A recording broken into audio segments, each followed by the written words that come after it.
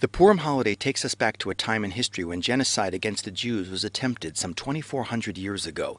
It marks the Jewish people's rescue from the plot of Haman, a high officer of the Persian Empire and advisor to King Ahasuerus. Haman's rage was incited by a single Jew, Mordecai, who refused to bow before him. Rather than seeking revenge against Mordecai alone, Haman plotted against the entire Jewish people.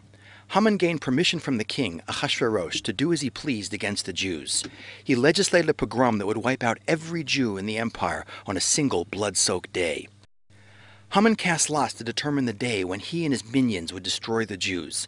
In leaving this date entirely to chance, Haman's message was unmistakable. The Jews who believed in the providence of a beneficent God would be subject to the blind whim of fate. A casual roll of the dice would be the instrument that seals their end, while the God of the Jews would stand helplessly by. Haman's challenge came at a crucial point in history. His provocations were a test. Was God still relevant in the post-biblical age when open miracles were no longer common and prophecy was coming to an end? In the end, the Jews were saved from Haman's plot, but pointedly, they were saved in a non-miraculous way. In the events of Purim, serendipitous happenings conspired to bring about unexpected results. Alone, each of these events could be seen as nothing more than a fortuitous coincidence. But taken together, they weave a miraculous chain of events orchestrated by God. King Ahasuerus holds a spectacular 6-month feast in the capital city of Shushan. It just so happens that when Queen Vashti refuses to obey the king, he has her eliminated. And when a global beauty contest is held to replace her, it just so happens that Esther, a Jewish girl, is chosen. When palace guards plot to assassinate the king, Mordecai, Esther's relative, happens to overhear and foil the plot. One night, it just so happens that the king can't fall asleep. He asks for the book of records, which just so happens to open to the page recording Mordecai's long-forgotten act of loyalty.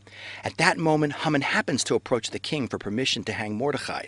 Instead, Ahasuerus tells Haman to dress Mordecai in the royal robes and parade him on horseback through the streets of Shushan. The heroics of Mordecai and Esther was in recognizing God's hand in taking the necessary action, no matter how challenging it may be.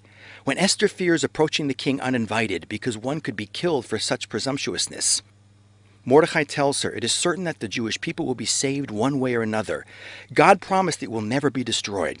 The only question, Esther, is if you will rise to the challenge God has given you, enabling redemption to come through your hand. This is your big moment, the reason for which you were born. At the climactic moment, Esther hosts a banquet where she reveals that she is Jewish and exposes Haman for planning genocide against her people. The king is shocked and orders that Haman be hanged on the very same gallows he prepared for Mordecai. Ahasuerus grants the Jews the right to defend themselves on the 13th of the month of Adar, the day of the planned attack. The Jews defeat their enemies, including Haman's 10 sons, who, like their father before them, are hanged on the gallows. Mordecai enacts an annual holiday with feasting, giving gifts to poor, and food to friends. Appropriately, the holiday is called Purim, literally, lots that are cast, commemorating how Haman's worldview that everything is determined by chance was overturned by the Jewish ideal that God is present. Chekhov once said that if a rifle lies above the mantel in Act 1 of a play, it had better go off by Act 3. The mark of a good playwright is that no plot element is superfluous. Everything ultimately has a role. And the same goes for the great playwright in the sky.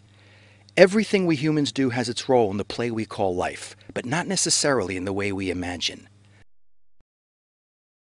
The book of Esther does not mention the name of God, and that's the whole point. The message of Purim is that God is here even when he doesn't seem to be. God's presence in history is felt not just when the sea splits,